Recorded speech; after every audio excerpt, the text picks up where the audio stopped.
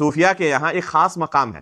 اس مقام پر پہنچنے کے بعد اب انہیں نماز روزے کی ضرورت نہیں رہتی، چنانچہ وہ نشیڑی ہوتے ہیں اور اسی طرح ان کی زندگی گزرتی ہے نماز روزے سے دور. یہ عقیدہ رکھنا کہ اس امت کے بعض لوگ ایسے ہیں جن کے اوپر شریعت لاگو نہیں ہوتی، شریعت کے احکام سے خارج ہیں، یہ نماز روزہ حج زکوٰۃ یہ سب جو مسائل ہیں نا، یہ عام لوگوں کے لیے ہے.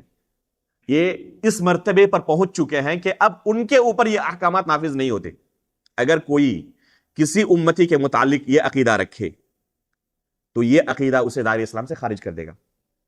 افسوس کی بات یہ ہے کہ بہت سارے ایسے مسلمان جو اپنے آپ کو مسلمان ہونے کا دعویٰ کرتے ہیں، اپنے اولیاء اکرام کے بارے میں یہ عقیدہ رکھتے ہیں، اور ان کے اولیاء نے انہیں یہی تعلیم دی ہے کہ ہم احکام تکلیفیہ سے اب اوپر اٹھ چکے ہیں، یہ احکام آپ لوگوں کے لیے ہمارے اوپر نافذ نہیں ہوتے.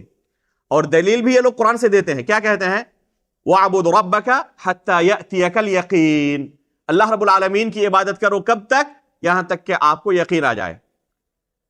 میں نے شروع میں کہا تھا کہ اگر سلف صالحین کے منہج کے مطابق کتاب و سنت کو نہ سمجھا جائے تو زبردست ٹھوکر کھائے گا، اور اس کی مثال یہ ایک آیت ہے.